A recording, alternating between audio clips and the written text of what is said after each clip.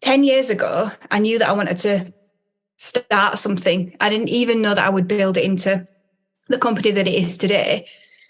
But when I look back from now, it's almost like I can't work out how I didn't have this plan to get there, because it feels like I followed a plan, but I didn't necessarily. It's a very strange thing. I think, was there a subconscious plan? Was it there? But I'm so grateful now for just taking the next step every single time.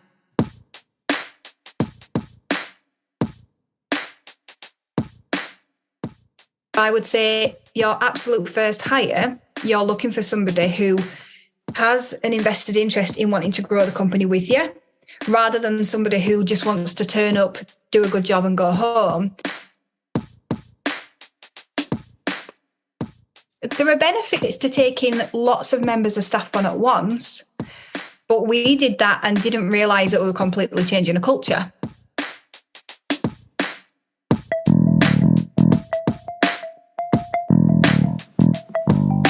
Hello and welcome to the Qualified Tutor Podcast, the podcast that brings you the latest in the world of tutoring, edtech and education, and hopefully inspires in you the big change that each and every one of us is capable of. Qualified Tutor is an industry-leading tutor training organisation and online tutoring community for thousands of tutors around the world. This podcast is the voice of this community, where we aim to hear from tutors, teachers, entrepreneurs, coaches, business experts, students, tutorpreneurs, and more from the world of tutoring about what inspires them every day, how they can help tutors like you, and what they've learnt about tutoring along the way. The question is, what will you learn today? Hello and welcome to the 148th episode of the Qualified Tutor Podcast. My name is Ludo Miller, the host of this podcast. Welcome back to our regular listeners. Welcome to any of you for whom this is your first time listening to the Qualified Tutor Podcast. And, of course, a huge welcome to today's guest, Claire Riley. Claire, welcome to the Qualified Tutor Podcast. Thank you so much for having me. I'm so excited about having a chat with you. It's always great to speak to fellow podcast hosts, and Claire's not one but two podcasts have been a bit of an inspiration for the Qualified Tutor Podcast, and I'm sure for many of our listeners, because they touch on two key areas of this community, which is people coming from the classroom, coming from teaching, and those who are looking to start education businesses, which are the two areas that Claire specialises in. So really, Claire, I imagine, will be familiar to many of you, our listeners. She is the co-founder and CEO of Classroom Secrets, the subscription teaching resources site covering everything in maths, reading, grammar, punctuation, spelling, and French, of course. And as I said, as well as this, Claire has run two podcasts, so the Education Business Podcast and Teachers Podcast. If you don't already listen and subscribe, then I'm sure you will by the end of today's episode. Hopefully, if I've done my job, then you will. And you know, as well as the Classroom Secrets and Claire's other wonderful business, these are kind of a testament really to her years in education and in understanding what it is that teachers need to, you know, in order to get started or grow their own businesses. So hopefully that will be you, listeners, within the next half an hour. But Claire, as with so many other guests, I gather that locating old school reports was not quite possible. Who knows where they've gone after all these years? But you do have some tales from your school days. Is that right? I do. But first I wanted to say, well done on the intro. Like I'm the host that goes, just introduce yourself. So that was amazing. Just like huge round of applause. I won't clap because, you know, we can't do that in front of the microphone. Yeah, I just wanted to say, wow. I mean, oh, thank you. So yes, I don't have any school reports to hand. But the interesting thing is that I have had to chat about this kind of thing with my mum recently. So I actually, people who listen to my podcast will know, I've been through a diagnosis for ADHD, and a lot of it is around what your childhood was like.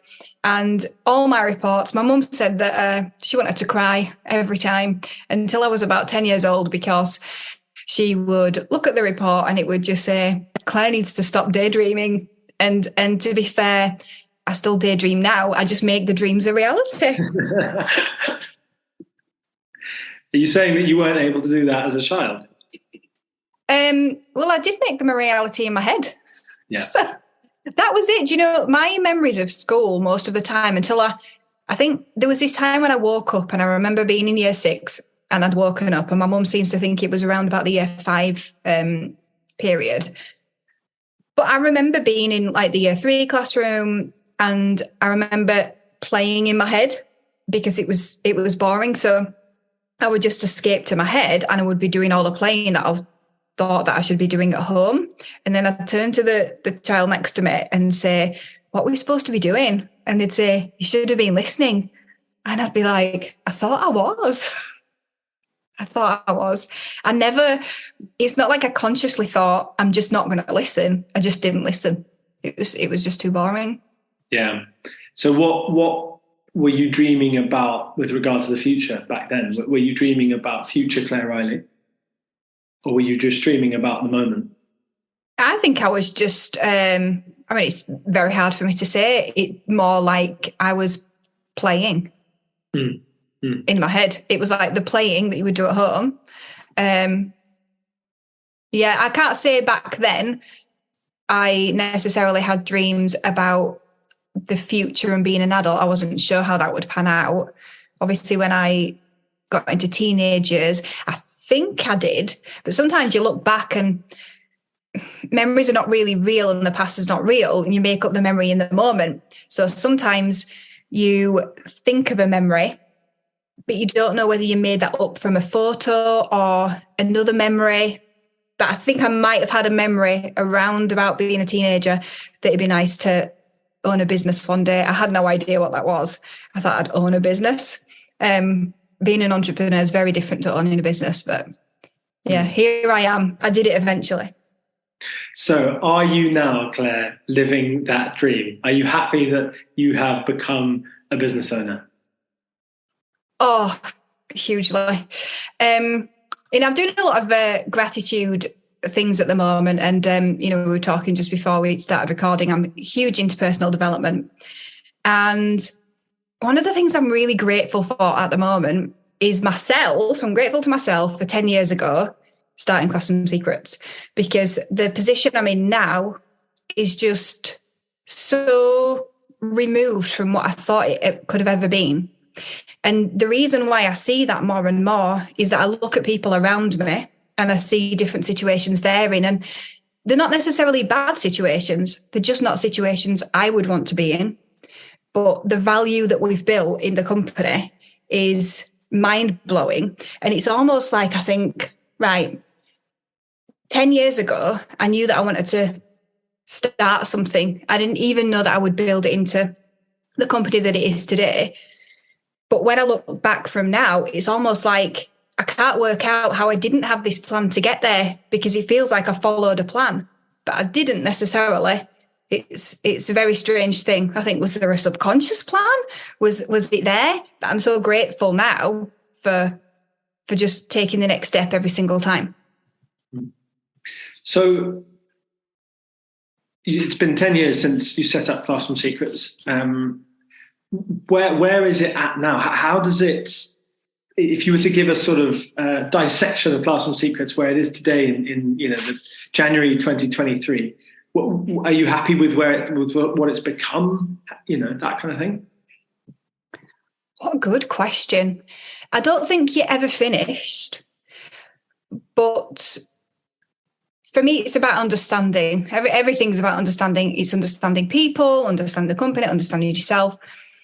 And it's just that we're a lot further on in the journey and I understand so much more about not necessarily what it should be, but what it could be. So if I think back to, say, 2019, I thought, oh, great, I've built this company. I've got all these people. But how it is now is so different and so much better. But I wouldn't have got to that place if I hadn't have kind of built what I want to call a very chaotic beast at that point. And really the last 3 years have been about taming the beast, shall we say. I used to at the beginning of the pandemic, I like to talk in analogies a lot. And I used to say that when we started Classroom Secrets, and we realised, because it wasn't straight away, we realised, you know what, we're going to build this into something, we're going to have a team. We built the foundations for like a semi-detached house. But then by the end of 2019, we built this manor house on top of it. And so beginning 2020, it was rebuilding the foundations of maybe a nice detached house and making sure a nice detached house is on top of it. So kind of resetting what we wanted out of it, I think, if that makes sense. That's honestly fascinating and very, I'd say, inspiring to hear that from someone saying that they'd grown too much, or, you know, that the business had grown too big. What are some of the warning signs, perhaps, for other small education business owners so that they don't grow too fast, too quick? Yeah, that's such a good question. One of the things we did is we just grew one department. We didn't really focus on the other departments. So for us, we grew the production department a lot, but then not the other department. So that was me covering most of that, which was not helpful. The other thing is that there are benefits to taking lots of members of staff on at once, but we did that and didn't realise that we were completely changing a culture. And things needed to be a lot more systemised than maybe we were ready for, because we were still quite entrepreneurial. And then you can go the other way completely, and then you can have one department that's really, really systemised, and then other departments that still need to be quite entrepreneurial. So I would say speed of hiring is certainly one thing. But the difficulty is this, because if you've listened to any business books or any business podcasts, they talk about getting the right fit and knowing the right person. And we can talk about that till we're blue in the face. And I mentor people on this. And the reality is, I can tell you 80% of it, but until you experience it and make the mistake yourself, you're never going to quite get it. You're going to listen to all of the advice and you're going to think, yeah, I must have the right person, but you have to feel it. If that makes sense, you have to feel what works and what doesn't. And so I would say that you have to accept that mess is part of the journey. And it took me a long time to accept and forgive myself, really, for the mess that I felt I've created, and just know that actually that's part of it. And I think one of the things I'm doing this year is I have joined a new group where there are entrepreneurs in there that are definitely way ahead of me. And to hear them say the same things is just so inspiring, but also, I can't think of the word, but makes me feel normal to know that it's just normal. It's just part of the journey. You've got to expect that there are turbulent times where it feels like a mess. And the right thing to do is to clean up the mess. And then you might have another turbulent time, but you'll be more experienced. Mm. Which, is a really good thing to know after 10 years of running a business. There aren't that many people, probably listening in with a 10-year-old education business. That's certainly a long, long time. With thanks to our sponsors this week, Newman Tuition and their founder, Zach Newman. Hi, this is Zach from Newman Tuition. Educating young people and helping them to fulfill their potential is one of life's great joys. If you are a high-caliber individual who shares our passion for teaching, then we would like to hear from you. We are committed to gathering together tutors who have strong academic records, an enthusiasm for teaching, and excellent interpersonal skills. This is why we seek only the best tutors to join our network and why we are recommended by the Good Schools Guide.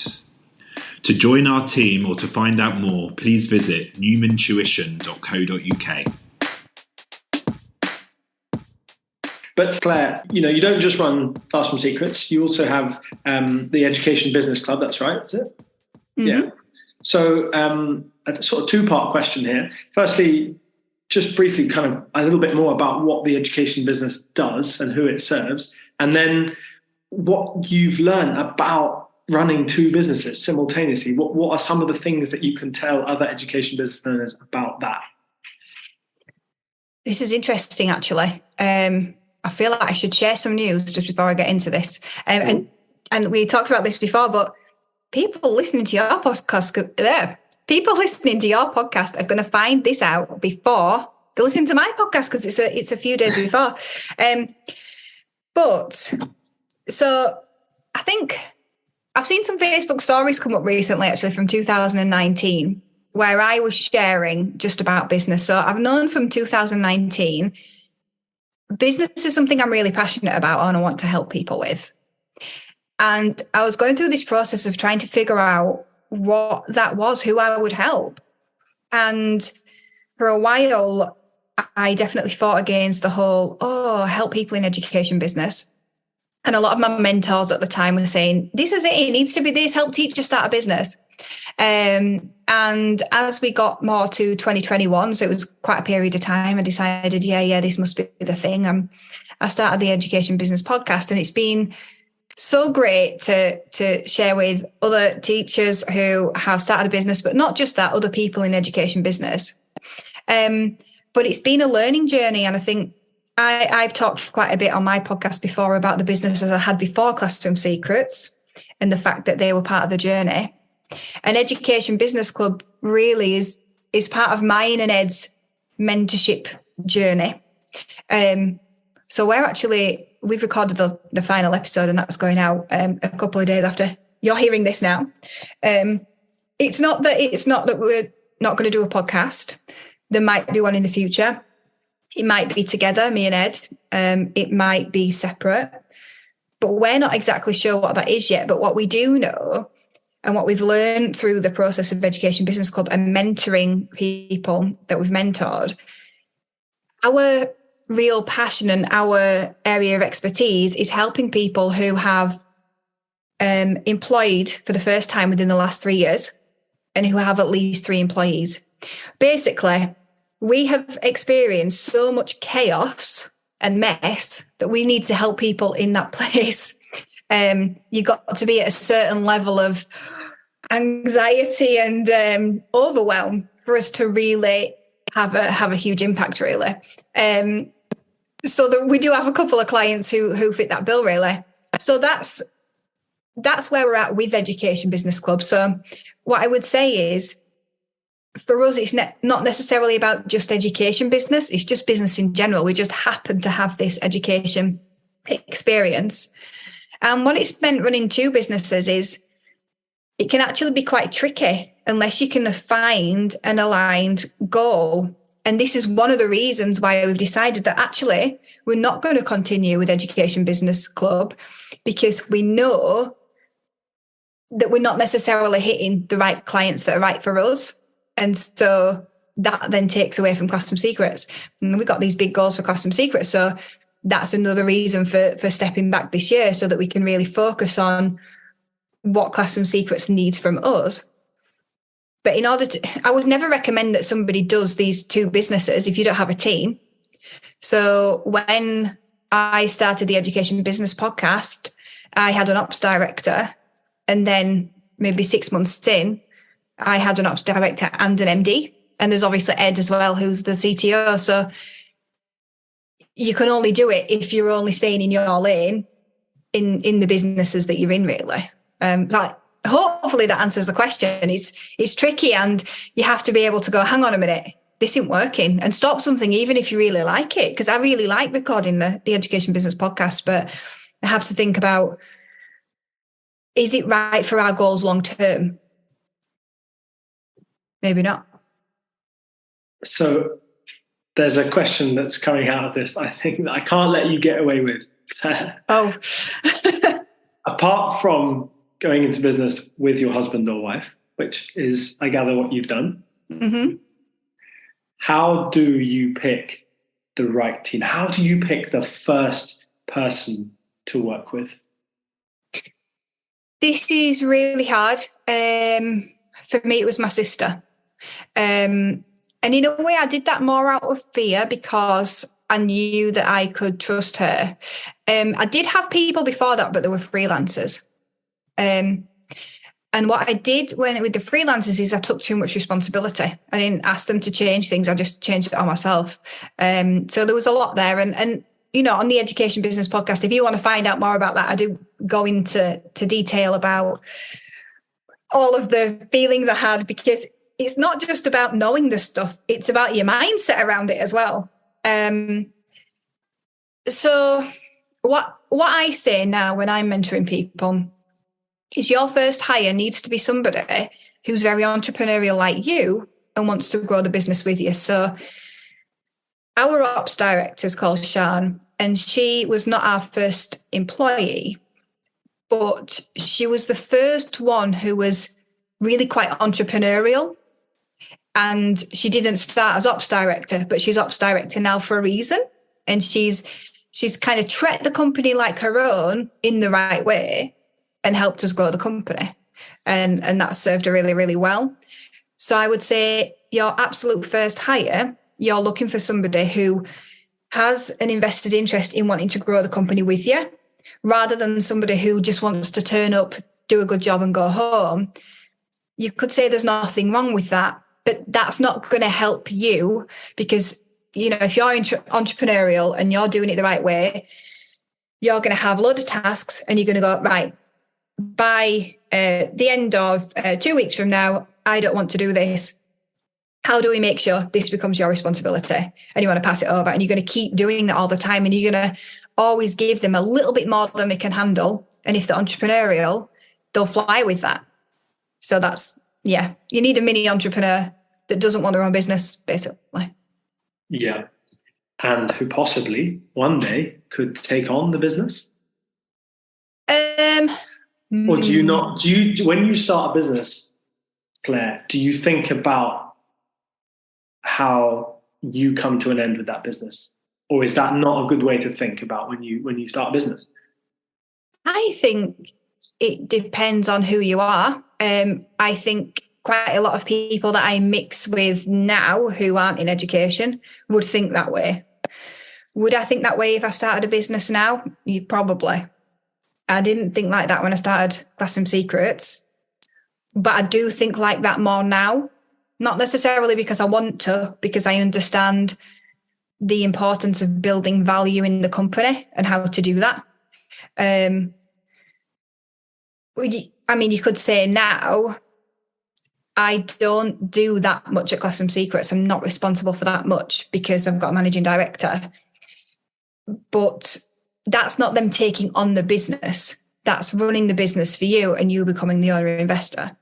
When you sell it, that's, I suppose, when they take it on. So I don't know. Maybe it's just a definition thing. I'm not sure. Yeah. Sorry, not a particularly nice question. I'm sure. No. Gosh, I'm being grilled now. Yeah.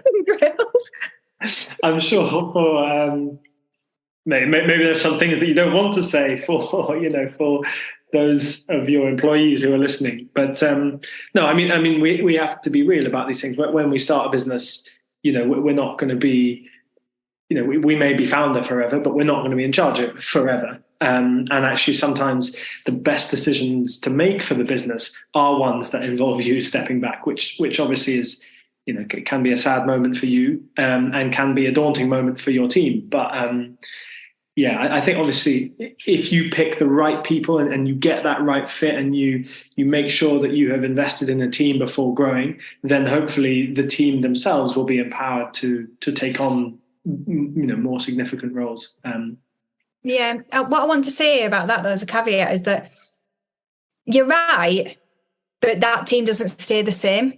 So the team to get you from the to 15 can be different from the team then to get you to 25. And it just so happens that Sian has been able to maneuver, but not a lot of people would. So that's okay as well.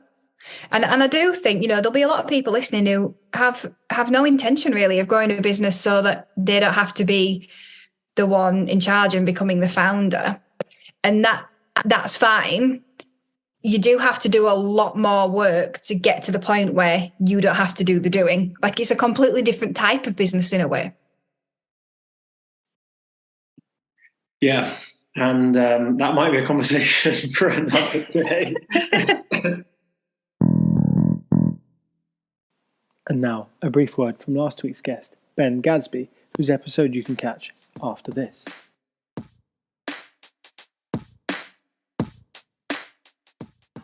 I really enjoyed being asked to bring along an old school report. I ended up talking a lot more about my own school experiences than I have done in a long time. I'm not sure if Ludo was just being nice, but I learned that some of the research stuff that I worry is too nerdy can actually be interesting to the right audience. My advice to a future guest would be don't over-prepare before coming on the podcast. Come along ready for a fun chat and let the conversation happen naturally.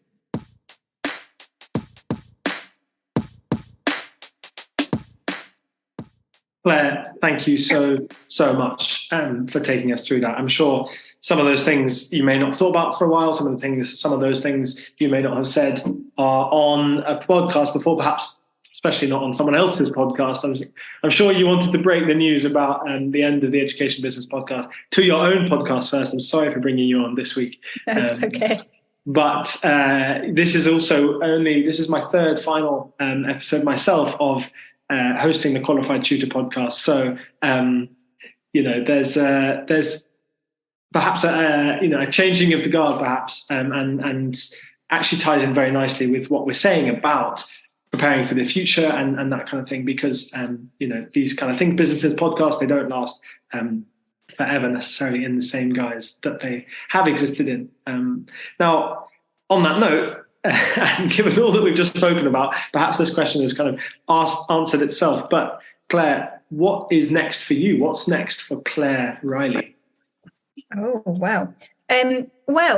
So this, I've set my 2023 intentions. I'm sure you've done the same. And I feel more focused on them than ever this year, real clarity. So two things. One's really wild, but I'm going to tell you anyway. So the first thing is that Ed and I, Ed's obviously my husband and my co-founder, we're really going to work hard on growing our personal brands in business, because we want to set the stage for whatever comes next, even though we don't know what that is yet. So that's the first thing. And obviously the work that we're doing at Classroom Secrets. But the second thing is I've decided this year I'm going to learn to play piano. It's probably not what you're expecting. And I'm going to do some singing. So I can sing. I did a degree in musical theatre. I don't know. I think it's the scariest thing on my dream list. And here I am now saying I'm going to do something with that. So there you go. That's what I'm going to do. Okay, well, I will try my best to hold you to that, Claire, by this time next year. No, what a wonderful skill, outside of the professional sphere, for now, at least, unless you become a professional singer. But you never know. Away from business, I think it's equally as important to create, your business intentions and your personal goals. That's why I always frame that question with the guest's full name, because I really do mean that. I don't just mean, often on this podcast, guests talk about their business and their philosophy, professional philosophies, and that's great. That's why we've brought them on. But, also that's why I ask about your why and your school days and what's next for Claire Riley, because I think that is an equally important part of how we show up in business, is our own, individual selves. And also, I think that's what makes this podcast a bit, nice and human, is that we're not just talking about business. So Claire, well done for expertly combining your professional and your personal. Thank you. You've delivered a wonderful episode there. If people want to get in touch with you straight after this, what's the best way they can do that? Oh, straight after. I am the best on Instagram, because I share stories on there as well. So if you're really nosy, you are the best on Instagram. I like that. I like the confidence. Yeah. Yeah. I mean, you can follow me on LinkedIn, but you don't get the stories. On Instagram, I'm at Claire Riley Teacher Entrepreneur. At Claire Riley Teacher Entrepreneur. That will be in the show notes below as well. That's your next step. Of course, you can also head to classroomsecrets.co.uk to find all of your resources and worksheets, all of the things that you need to teach well in maths, English, French, those areas. Or you can head to the educationbusinessclub.co.uk, which is Claire's mentoring and business support that she runs alongside her husband, Ed. So, listeners, thank you so much for tuning in to the 148th episode of this podcast. As I said just then, the 150th episode will be my final episode of this, as hosting this podcast, but it is not the end of this podcast. So stay tuned for more info on what kind of comes next. But Claire, thank you so much for turning up today and teaching our audience about how to build a business. I mean, that was really amazing. Thank you so much. And we will speak again soon, Claire. Cheerio then, everyone. Bye.